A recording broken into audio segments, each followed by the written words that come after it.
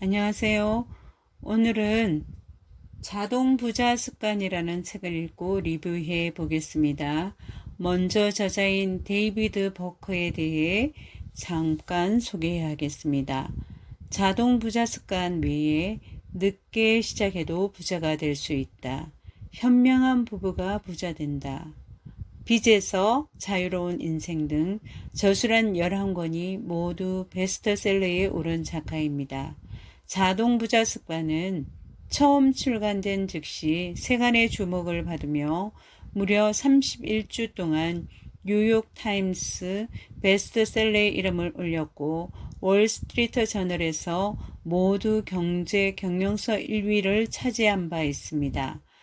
바크는 MBC 투데이 쇼에 100회 이상 출연해 자신의 부자 되는 전략을 사람들과 나눴습니다.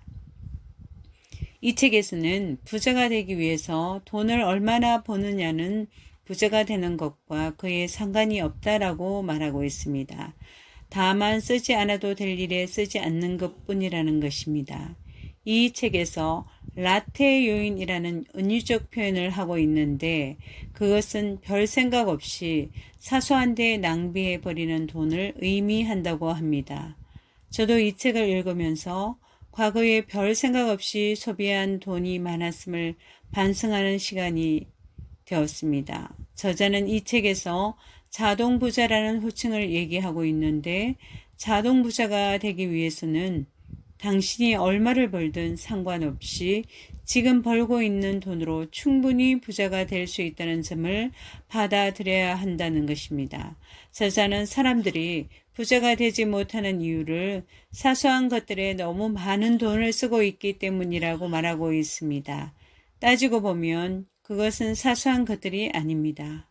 우리가 매일 돈을 낭비하는 사소한 것들이 차곡차곡 쌓이면 결국 우리의 자유를 위협하게 된다는 것입니다.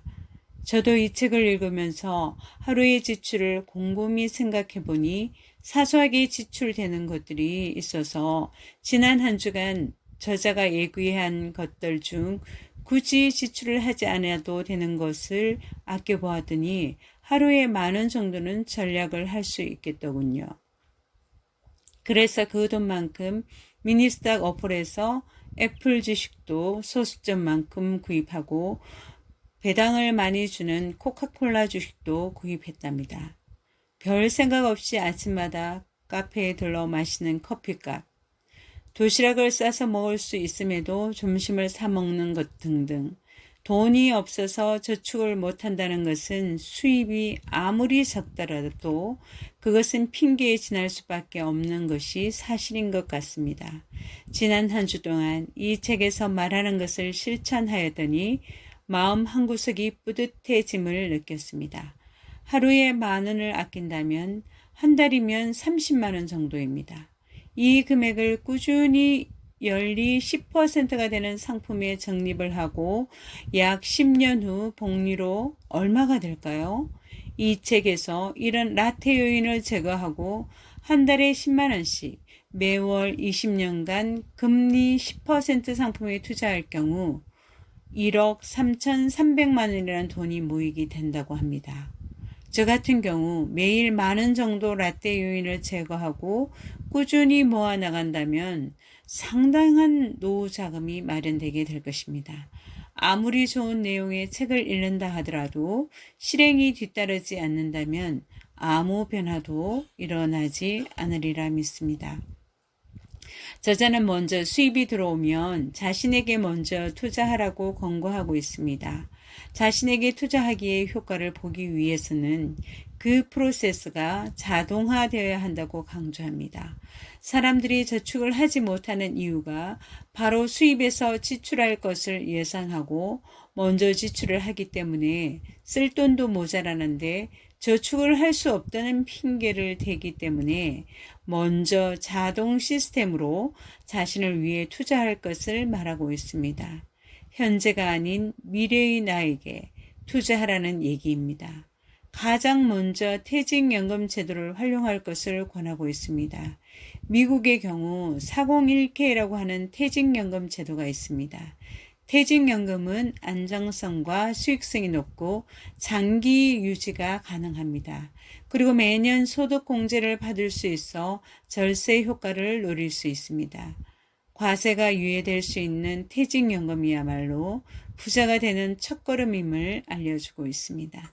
또 이 책에서 강조하고 있는 것은 부자를 부자로 만들어준 건 미래를 위한 투자를 자동화해야 한다고 합니다. 그리고 내 집을 온전히 내 것으로 만들라고 강조하고 있습니다. 그 이유는 집을 소유하면 강제적으로 저축이 되어 버리기 때문입니다. 그리고 레버리지 효과를 얻을 수 있습니다.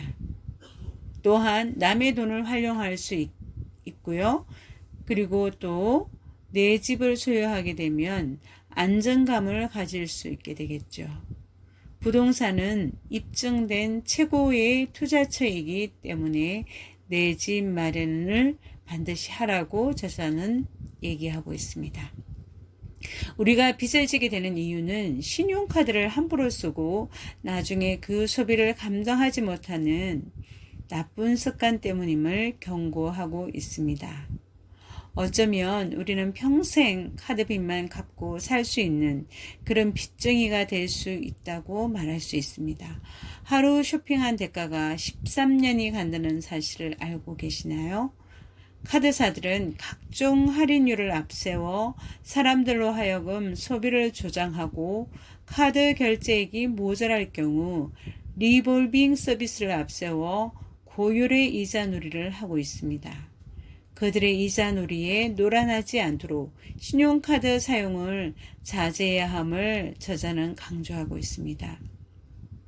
이 카드 빚으로부터 해방되기 위해서 첫 번째로 추가적인 빚을 더 이상 지지 말라고 하고 있습니다.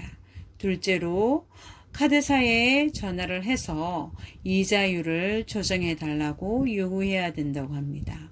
세 번째, 과거 청산과 미래의 투자를 동시에 진행하라고 말합니다. 빚을 갚기 위해서 100% 수입을 빚 갚는 곳에 다 넣어버린다면 미래를 위한 투자를 하지 못하기 때문에 과거 청산과 미래 투자를 동시에 진행하려고 합니다. 네 번째, 카드를 끝내라고 말하고 있습니다. 즉 신용카드 사용을 하지 말라고 저자는 얘기하고 있습니다. 그 외에도 유익한 내용들이 많지만 오늘은 제가 말씀드린 부분만 한번 알아보았습니다. 오늘은 자동 부자 습관에 대해 한번 리뷰해보는 시간을 가졌습니다. 여러분도 제가 말씀드린 것 중 하나라도 실행을 한다면 부자가 되는 길에 좀 더 가까이 다가갈 수 있으리라 믿습니다. 오늘도 끝까지 들어주셔서 너무 감사합니다. 행복한 나날들 되시기를 바라겠습니다. 감사합니다. 구독, 좋아요, 알림 설정은 사랑입니다. 감사합니다.